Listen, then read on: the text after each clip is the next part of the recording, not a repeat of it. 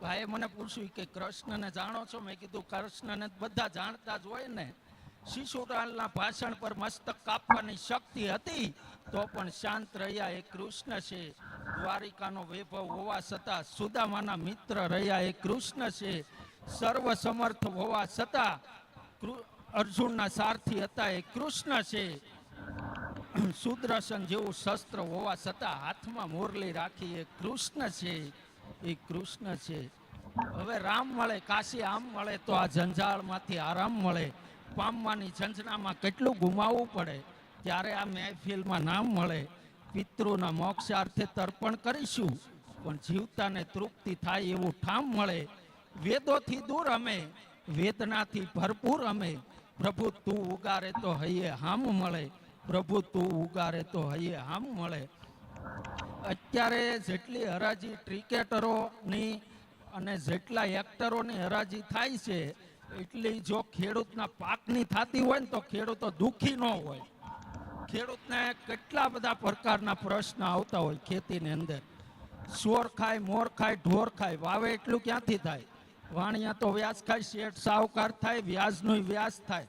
સોમાં તો ખડ થાય, દાડી મોંઘી દાટ થાય. ટાઈમે નો ખેડ થાય, મૂળ ખાય ને મસરી ખાય, ખર્ચ ને હરણા ખાય. રેઠિયાર ઢોરની રાડ થાય, ખેડૂ રાતે રેળ પાય, પાણીનું પૂરું થાય. બાજુ બોજુ બોર થાય, ધાંજા તો લાઇટ ના થાય, લો વોલ્ટેજ થાય, મોટરમાં ફોલ્ટ જાય, દોડા તો કાપી જાય, પછી લંગરથી માંડ પાય, ત્યાં પાછું પીસી જાય, સારો એવો પાક થાય, જોઈને ખેડૂત ખુશ થાય.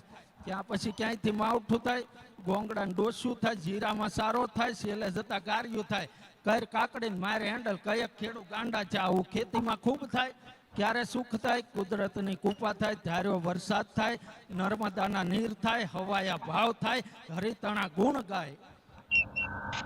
આ જીવન છે બહુ અત્યારે નાનું થઈ ગયું છે. છોટી સી જિંદગી એની છોટી સી કહાની, મહાજ્ઞાની કહે ધ્યાની કહે ફાની તો થવાની, વર્ષો સોની જિંદગાની. અડધી ઊંઘમાં જવાની, અડધી રહી એની કથની કહેવાની. બાળપણાની નાદાની ખેલકૂદમાં જવાની, જોત જોતા જોવાની, આવી નાચવાની કૂદવાની. અતરોની મહેક મહેકવાની, જતા જતા કાનમાં કહેવાની, બેટા હવે હું નથી આવવાની. અરીસામાં જોતા બાપ દાદાની યાદ આવવાની, કાને ન સાંભળવાની, આંખે ન દેખવાની, દાંતે ન છાવવાની. તોય દીકરાની વહુ લાવવાની, વંશ વધવાની, કરી લો કમાણી મુક્તિ પામવાની. આમાં તો ઘણા બધા લોકો ડાયમંડની અંદર કામ કરતા છે અને અત્યારે રિયલનું માર્કેટ હાવ ડાઉન થઈ ગયું. એટલે જે લોકો બજારનું કરતા ને એમાં એક ભાઈએ સીવીટી ડાયમંડ લીધા 3500 ભાવના, ને એ પછી પાછા બધી માર્કેટોમાં ફર્યા તે બધે 2000 ને એમ ડાયમંડ મગાય અને કોઈ ખરીદી થઈ નહીં. પછી એવા કંટાળ્યા, 15 દી રાખ્યા ને એ તડકા ધોમ ને પછી એ કે હવે છે ને મારે આ ડાયમંડ કોકને આપી દેવા છે, ભલે વેચવા જ નથી. એ કે તો પછી એ કે એક કોક ભિખારી જો આમ વાટકો લઈને ઊભો છે, એ કે એને પેકેટ ખોલીને ડાયમંડ ઠેલવા અંદર. એને આમ વાટકો ઊંચો કરીને જોયું કે આ તો સીવીટી લાગે. એ કે તમને કેમ ખબર? એ કે પેલા હું તો બંબા ગેટમાં 20 ઘંટે કરતો. અને બીજું આ ટેરિફ આવ્યું ને પછી જે અમેરિકાની અંદર ઘણા લોકો કંટાળી ગયા અને જાપાન વાળા કહે કે અમે બાયપાસ સર્જરી કરીએ ને તો લગભગ 15 દિવસની અંદર માણસને હાલતો ચાલતો અને કામ ધંધો કરતો કરી દઈએ. ભારત વાળા કે અમારે તો મહિના દિવસમાં હાજો કરી દઈએ ને કામ ધંધો કરતો થઈ જાય એમ. અમેરિકા વાળા કહે કે અમારે ત્યાં તો હૃદય નથી તોય દેશ હાલે. દીકરા ગામના ખોટી બદામને મોકલો, આમના નીકળે આમના ગામના ઊંઠને લીમડે સારતા, બીજાના ખેતરમાં મૈયા ઉડાડતા, રાખે ઉધાર અને દિલના ઉદારતા. પર ઓલા સુંદરિયા બ્રાહ્મણ આવ્યા ઘેરે કે આસોટું કાસોટું લીસોટું બાબા, ધર્મના થાંભલાની જરૂર છે, પગના તળિયામાં 12 ભાળે, 16 મહિનાનો ગ્રહ છે, 5 મહિનાની પનોતી છે બા, વણવત્રા દિશાએ સારું પાકવાનું છે, 3 દીકરા છે, વસલામાંથી લેણું છે, જાંબળા બળદ રાખવાની જરૂર છે, રાતડા કાઢવાની જરૂર છે બા, વણવત્રા દિશાએ સારું પાકવાનું છે બા, શા પીશો બાબા? ના દક્ષિણા લેશો? હા બાબા. એટલે પછી મેં પૂછ્યું કે બાબા તાણ કેદી મટશે એમ? મને કહે કે 20 વર્ષ તો વયા જાહે. પછી મેં કીધું તો મને કે પછી તો તમે ટેવાઈ જાઓ. ઈ કે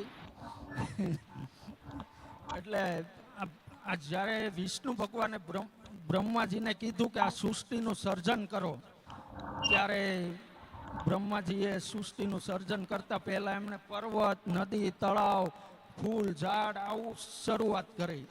પછી બ્રહ્માજી ભગવાન પાસે ગયા અને કીધું કે જુઓ મેં આ કર્યું સર્જન.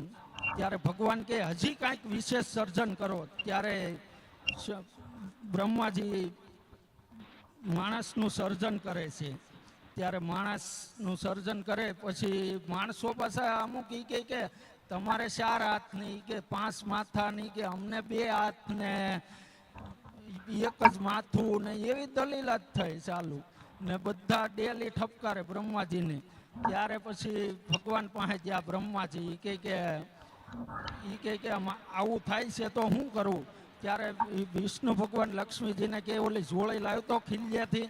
ત્યારે ખીલ્યેથી જોળી મગાવે ને પછી કામ, ક્રોધ, લોભ, હઠ, માન, ક્રોધ, ઈર્ષા આવું બધું આવ્યું. પાછું શાંતિ નામનો પદાર્થ આવ્યો એટલે ભગવાને લઈ લીધો. એટલે પછી આ ઈ કે તમે બધું આપી દો માણસોને, એટલે એ બધા એમાં ને એમાં પડ્યા રહેશે ને શાંતિ જોતી હશે ને ત્યારે મારી પાસે આવશે. થેન્ક યુ, ધન્યવાદ.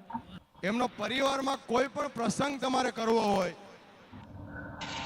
આપણે લગ્ન ગીત હોય, કોઈ લોક સાહિત્યનો કાર્યક્રમ કરવો હોય, તો આપણા જ પરિવાર